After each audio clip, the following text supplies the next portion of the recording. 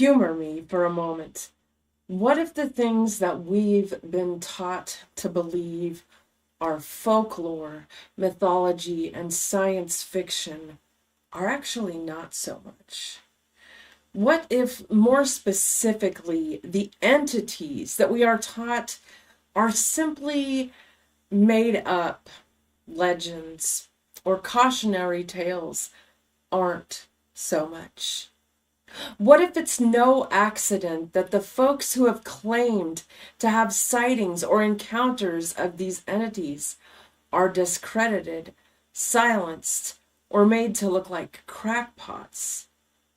What if high-ranking officials in our government know about these entities and benefit directly if you don't? And finally, what if belief in the existence of these entities didn't contradict your faith, but instead cemented it? Find the answers to these questions out today with me, Lindsay Rexan.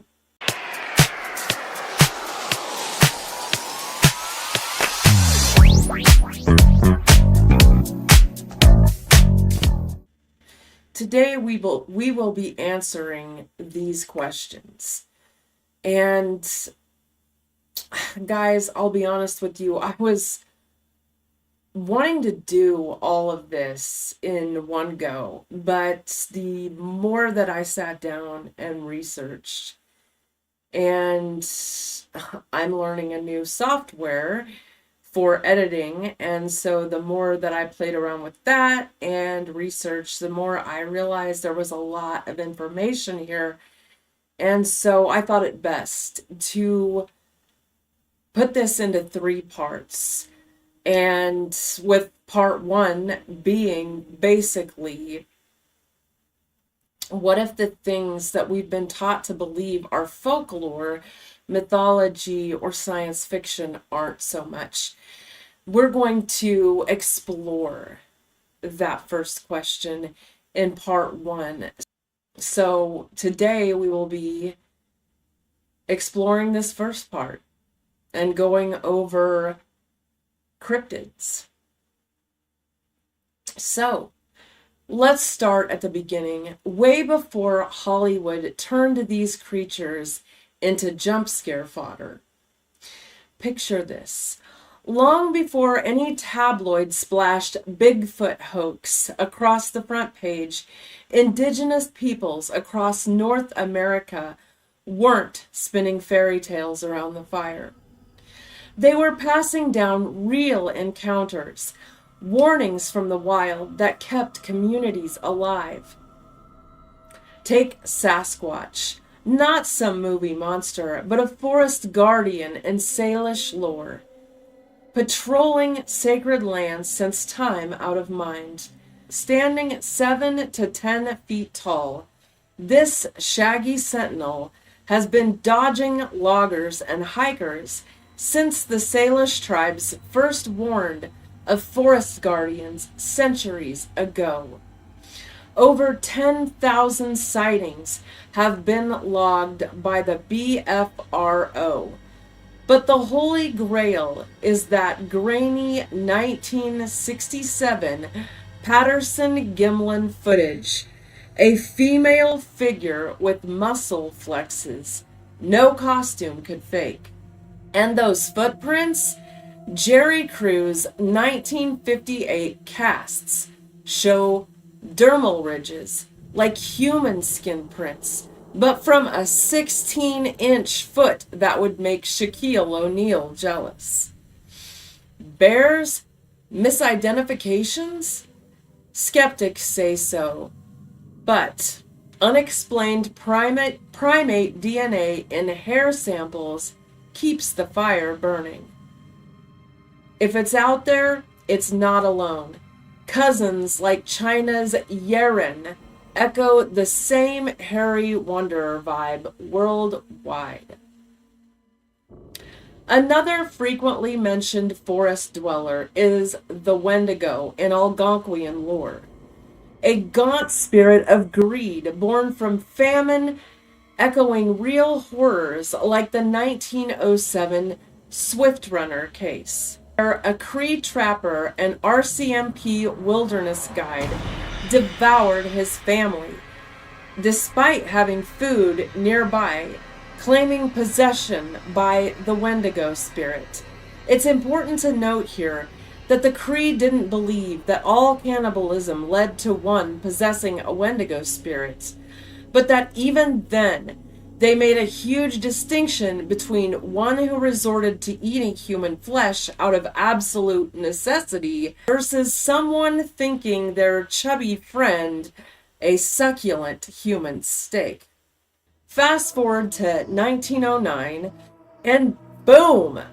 The Jersey Devil hits the headlines.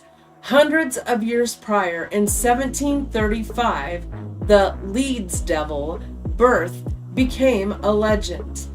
Mother Leeds, who had 12 kids already, was said to be a witch who cursed her 13th. "Let it be a devil," she exclaimed, for what strange and unknown reasons we're not sure. But the baby was born normal and then morphed into a winged, hoofed, kangaroo-headed thing and flew up the chimney after attacking and unaliving a nurse. The headlines in South Jersey read, "Over 1,000 sightings in 1 week. Schools shut down in Bristol, Pennsylvania.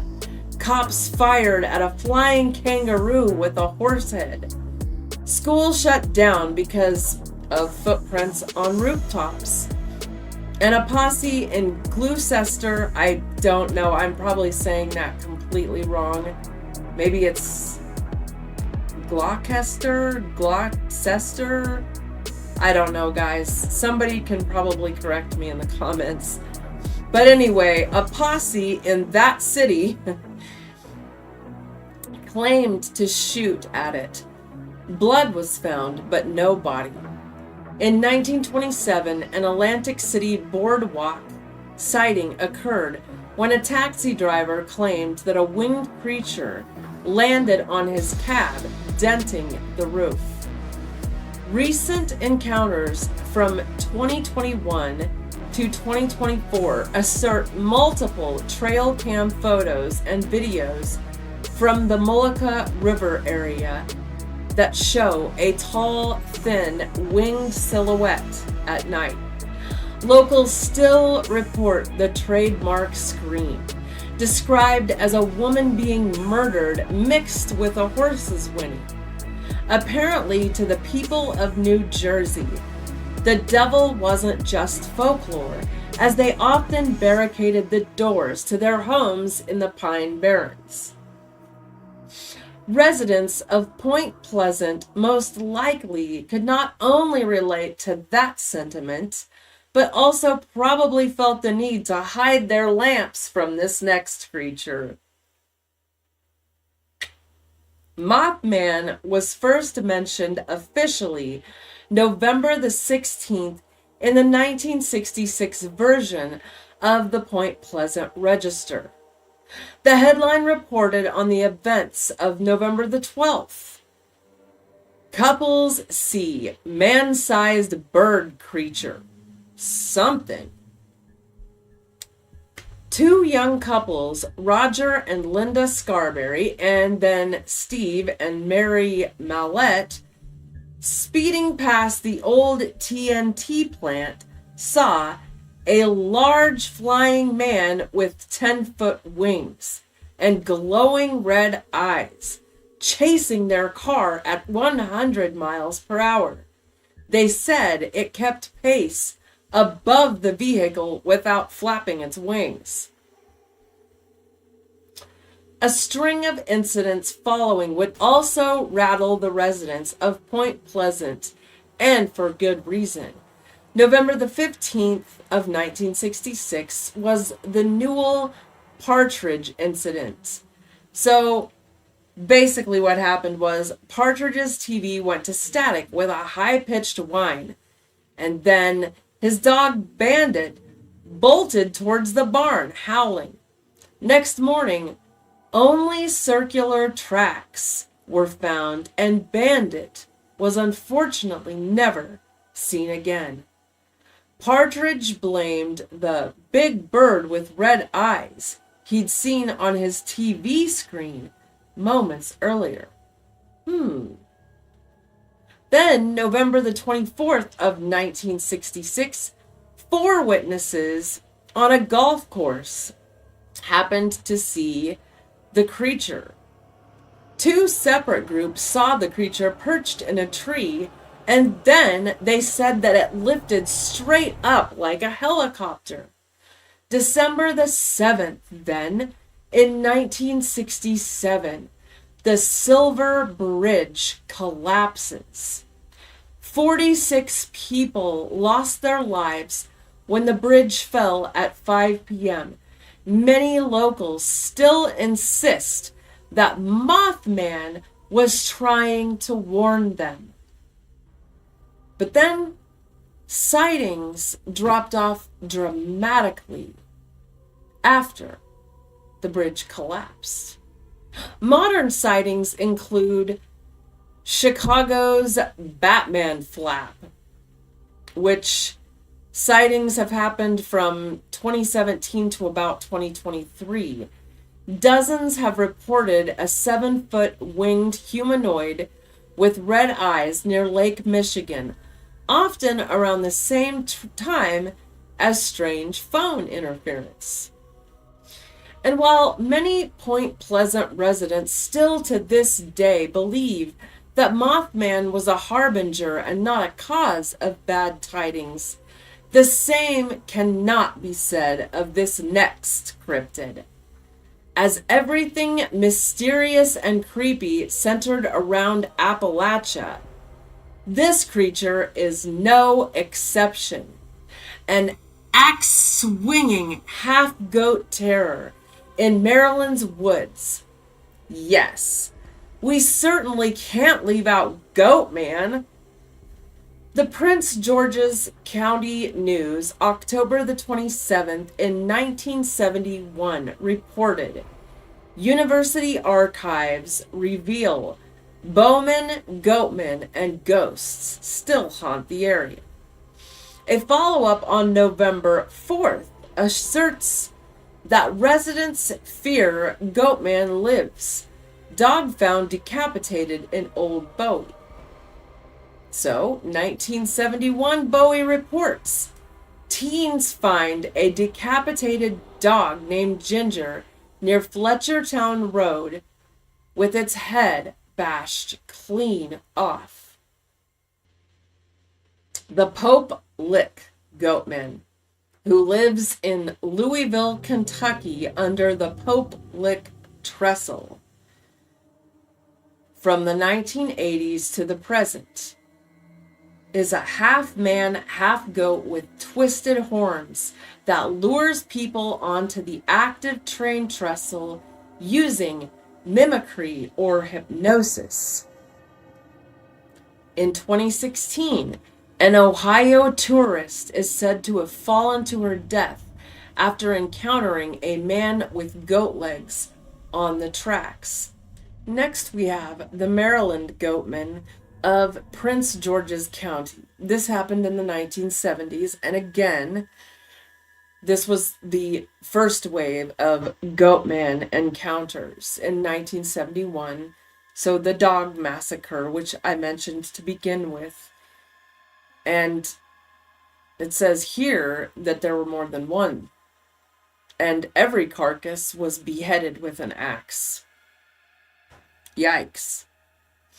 And then, in 1971, a teen couple was making out near Fletchertown Road when they heard a guttural laugh, saw a tail, and a furry figure with goat horns swinging an axe at their car. Wow.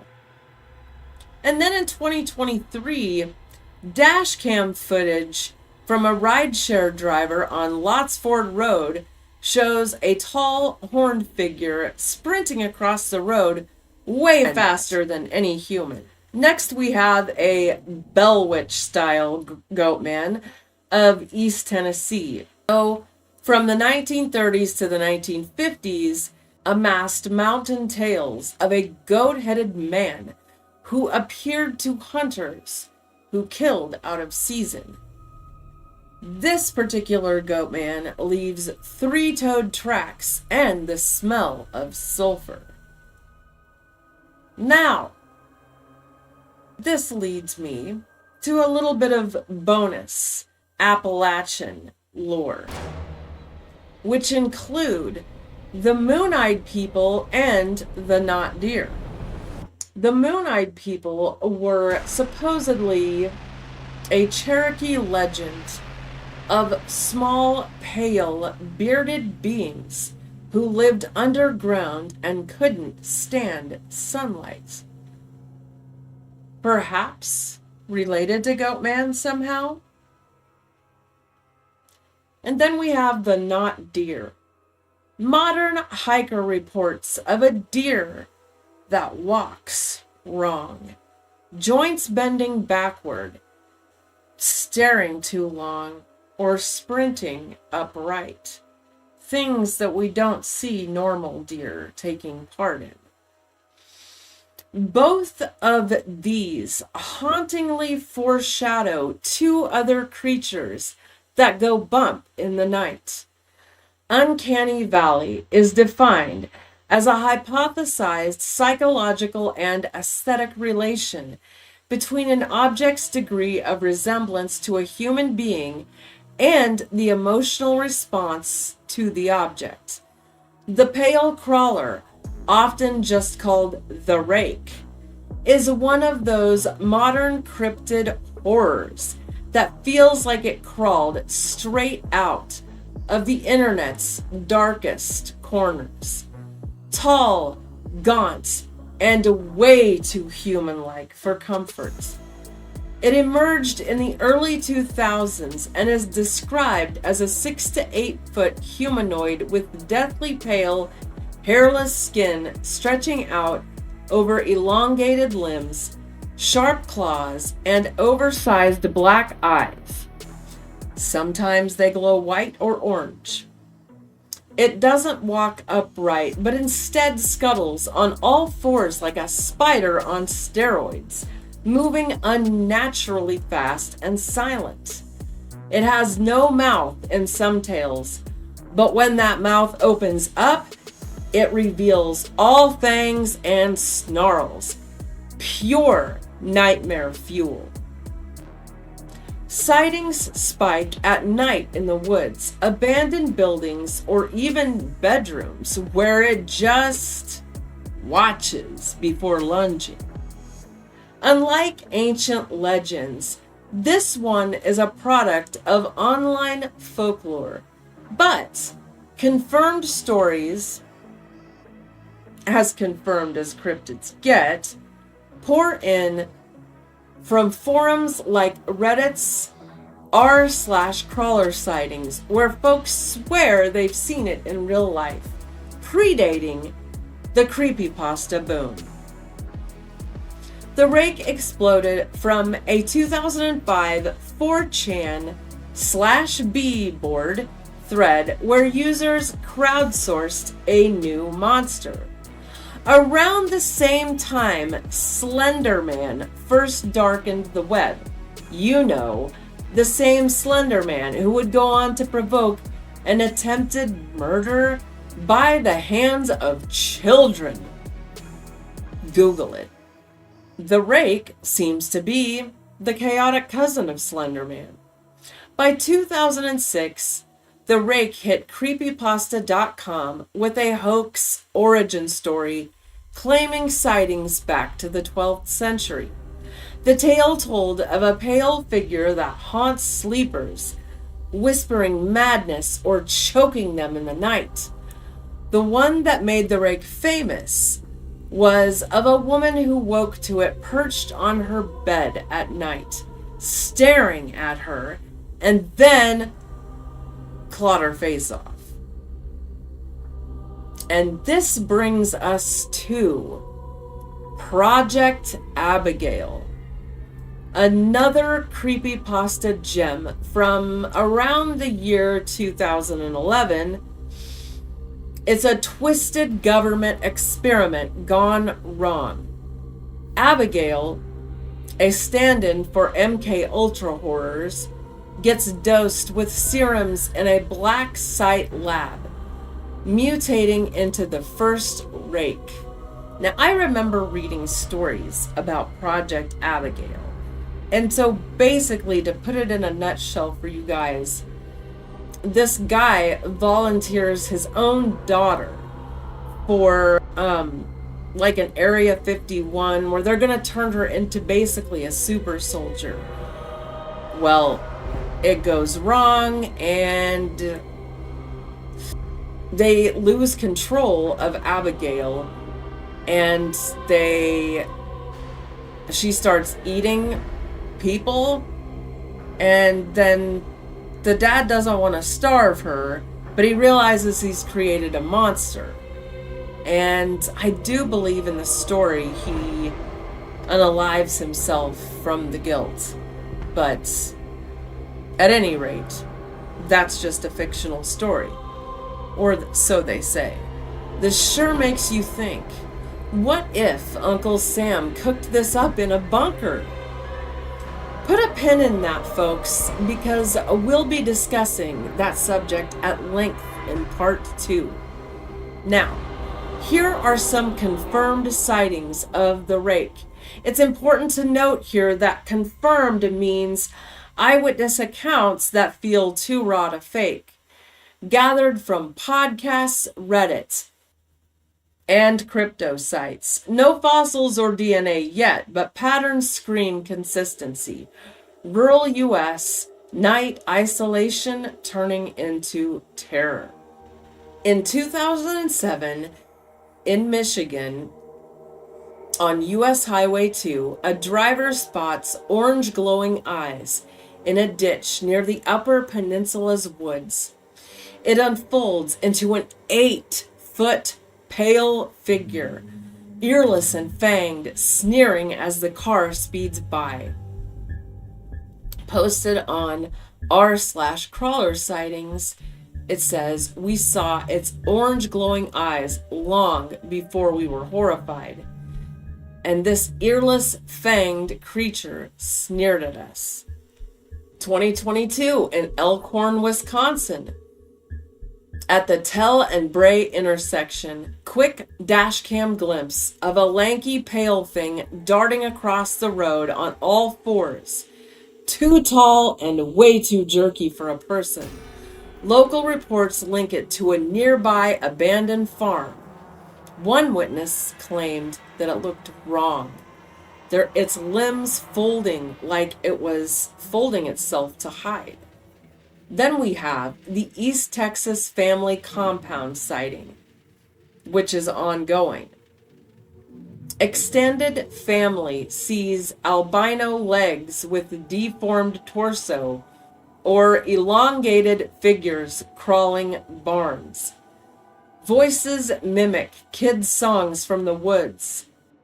The wife of one poster even claims to have had a sighting 20 years prior to creepypasta becoming a thing. Now, and of course, we couldn't give sightings without the classic bedroom stalker sighting. So, the pale crawler creeps in, throttles a sleeping student until a scream makes it scatter. Now, skeptics call it pareidolia or a hoax, but subreddits with 100K plus members hint at something. Now, many of you might remember the not deer sighting we talked about a little bit in Appalachia. I have a theory that the not deer is as its name suggests and is actually not a deer at all, but most likely, instead, it is a human. I believe that at least some of these creatures can be explained by this next horror I'm getting ready to introduce you to, the Navajo Skinwalker. Skinwalkers, and please forgive me, anyone out there who is of Navajo or Native American origin, please forgive me. I am probably going to say this wrong, but I am going to attempt. The Navajo name is Yinadlushi. They are not your typical cryptid, which, by the way, I rebuke that in Jesus' mighty name. They're an undiscovered beast lurking in the woods. And they are not, like I said, not a cryptid, but instead a corrupted human who has traded their soul for dark power. They are rooted in Navajo or Diné lore from the American Southwest. What they are is malevolent witches who can shapeshift into animals like coyotes, wolves, or crows to stalk, deceive, or destroy. No fur or claws by default, it's the mimicry that terrifies. Eyes glowing yellow, voices echoing unnaturally, or a hollowed out animal that walks upright. Unlike Bigfoot's gentle giant vibe, skinwalkers embody betrayal. They cause illness, mimicked loved ones to lure victims, or feast on the vulnerable. Crucial distinction. This ain't folklore fluff. It's a sacred taboo. Navajo culture views them as the ultimate perversion of harmony. They are not a cool cryptid, but a real evil to whisper about. Never shout lest you invite it. Outsiders, of course, romanticize them. Thanks, Skinwalker Ranch TV. But elders warn, speaking the name risks drawing one, which is why I said I rebuke that in Jesus' name earlier. Deep in Navajo cosmology, witchcraft, I have the Navajo word for it up in front of me, but I'm not even going to try to say it. Instead, I will put it on the screen for you. Predates European contact. Part of the witchery way, a corrupt path twisting healing magic into harm. To become one requires a horrific pact involving unaliving a close kin, often a sibling, in a forbidden ritual, then donning the victim's skin or animal pelt. The demonic deal is then sealed and you're no longer a human. You're a vessel for evil spirits, gaining speed, mind reading, or corpse reanimation, but at the cost of your humanity. It's not possession by accident like Wendigo psychosis. It's chosen darkness, antithetical to medicine people's good works. Ties to broader Navajo lore, Ute, Hopi, and Apache versions, Navajos is the fiercest, blamed for misfortunes since pre-colonial times. The 1878 Navajo witch purge, where 40 were accused and executed after artifacts surfaced, restoring balance. Colonizers dismissed the belief in skinwalkers as savage superstition, but not only is this abomination a moral firewall against greed and isolation, the Navajo regard this corruption as very real.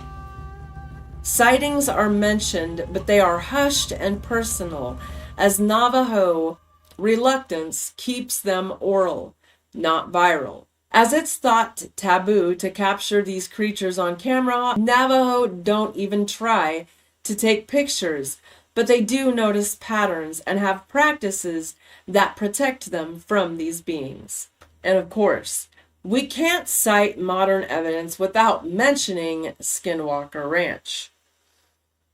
So, in Utah in the 1990s, Terry Sherman's family sees these bulletproof wolf things that are not wolves and behave definitely not like wolves at all. Cattle mutilations, UFOs, and all other manner of weird things on their farm. And they flee, dubbing the farm Cursed Ground. So then Bigelow Aerospace bought it for research, and it's now a paranormal hotspot.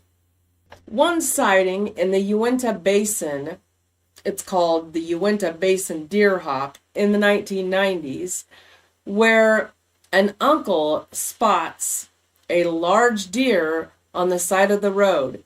He said it hopped the fence bipedally like a man in fur.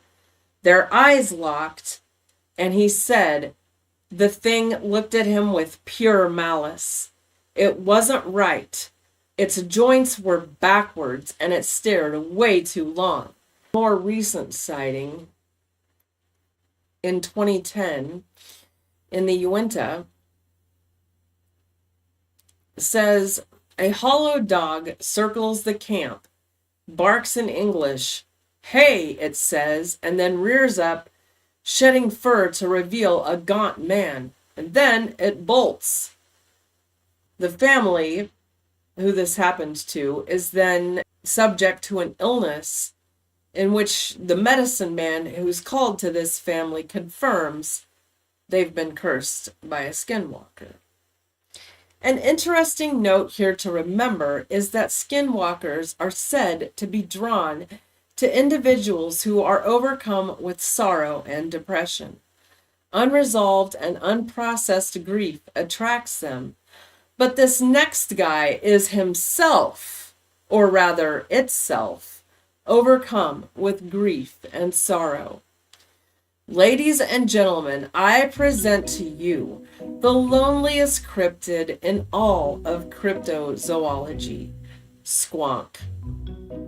If the rake is your sleep paralysis demon, the squonk is the awkward wallflower at the cryptid party, Pennsylvania's saddest legend, a pudgy, wart-covered blob that weeps non-stop over its hideous looks. Imagine a frog-dog hybrid, 2 to 3 feet tall, skin sagging like a deflated balloon, moles everywhere, tiny eyes red from crying. It shuffles through hemlock forests on webbed feet, sobbing so loud you hear it before you see the tear trail. Lonely to its core, it hides in shadows, avoiding reflections that'd shatter it further. Catch it? Poof! It dissolves into a puddle of tears and bubbles. No claws, no curses, just existential blues. Born from lumberjacks' tall tales, it's less monster and more metaphor for isolation in vanishing woods. The squonk made its debut in William T. Cox's 1910 Fearsome Creatures of the Lumberwoods, a forester's love letter to dying timber tales. So basically, this guy invented squonk, calling it the Lacrima corpus dissolvens, which means tear body dissolver. He said it was the homeliest beast, ashamed of its warts. And then 1939's Fearsome Critters by Henry H. Tyron cements it. Migrated from deserts to swamps, squonk settled in Pennsylvania's gloom. A fun fact here is that Genesis, I can't even say the plural of Genesis. So a band Genesis, their 1976 progressive rock track, Squonk, nods to the cryptid with the lyrics on Disillusion. As far as sightings and stories, there are no confirmed pics, just echoes in lore. No real eyewitnesses, all campfire spins. Nocturnal moonlit sobs that guide hunters. And it seems it would be a fool's errand to follow. Squonk aside, the rest of the creatures I mentioned may be considered folklore with no hard evidence to prove their existence, but perhaps folks have tried, albeit for many years, and failed miserably to provide proof of these elusive creatures. But maybe that is by design. In part 2, we will be talking about exactly why I believe that the government is actively covering up what they deem as threats to national security.